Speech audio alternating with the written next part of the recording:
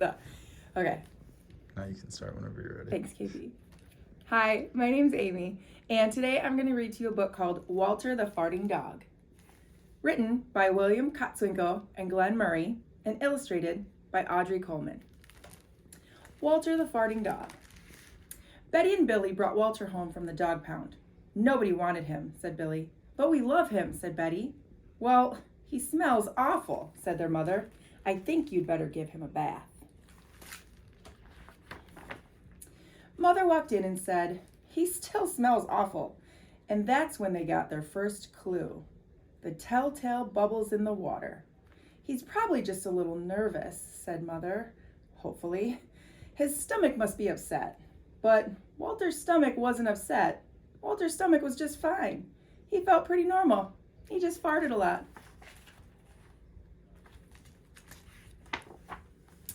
He did it when he bathed. He did it when he played with Betty and Billy. He did it when he walked around the house.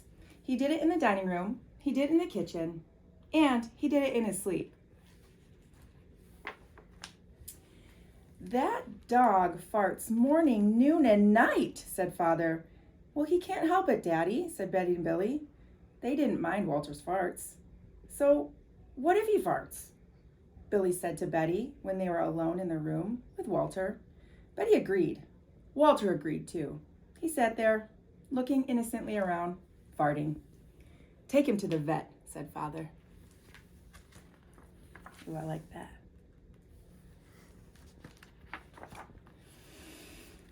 Farting, said the vet, or rectal flatulence, as we say in the medical profession, is prescribed a change in diet.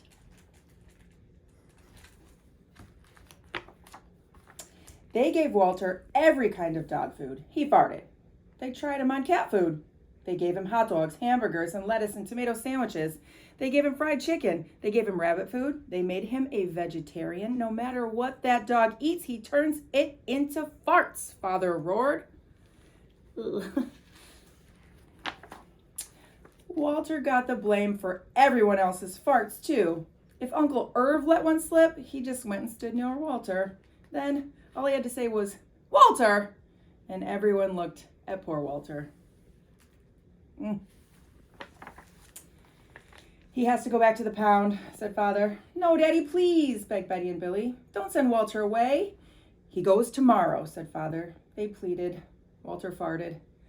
It was all over. That night, Betty and Billy cried in their beds, and Walter looked at them unhappily. Oh, Walter, said Betty, you've got to stop farting.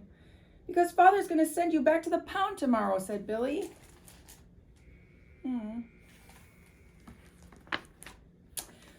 Walter knew how serious the situation was.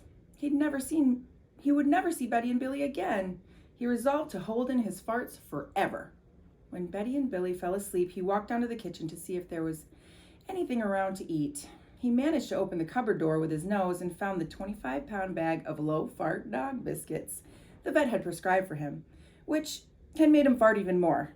Even though he knew they made him fart more, he could not resist. He ate the entire bag. Very tasty, Walter said to himself. And then he went and lay down on the sofa. A gigantic gas bubble began to build inside of him. This is going to be trouble, Walter said to himself, nervously. He was afraid of what might happen if he let it go. He thought maybe the house would explode, so he kept it in. It wasn't easy. In fact, it was torture. But he had resolved never to fart again. His future depended on it. As he lay there with his tail wrapped tightly between his legs, he heard a noise at the window. He watched it open slowly. A pair of burglars came through. They dropped silently into the kitchen. Watch out for the dog, one of the burglars said. He won't bite, said the other. He's a wimp. Walter might have bitten them, except he was so filled with gas he couldn't move. They tied a rag around his snout so he couldn't bark. Okay, whispered the first burglar. Let's clear the place out. They took everything they could get their hands on. Walter wanted to stop them, but he was having unbearable gas pains. He rolled on his back and he waved his paws in the air and he gnashed his teeth. We've got it all, said the second burglar. Let's go. That's when Walter let it fly. It was the worst fart of his life. It made a tremendous noise and shot him across the room. A hideous cloud filled the air. The burglars clutched their throats, unable to breathe. With tears in their eyes, they raced for the window. He tried to grab their bag with all the valuables in it, but their arms were too weak. Let's get out of here. They jumped out the window and they raced up the block, choking and gasping for air. Still blinded by Walter's attack, they stepped into the headlights of an approaching police car. "Hold it right there," said the policeman. When Father and Mother came down in the morning, they found the open window, they saw the bag with their valuables in it, and Walter was sitting beside it. He still had the rag tied around his snot. You'd have to say he looked heroic. "He saved the silverware," cried Mother. "He saved the VCR," cried Father. "Good dog, Walter. You're our dog, even if you do fart all the time." And so the family learned to live with Walter, the hero dog. And that's the end of our tale. The end.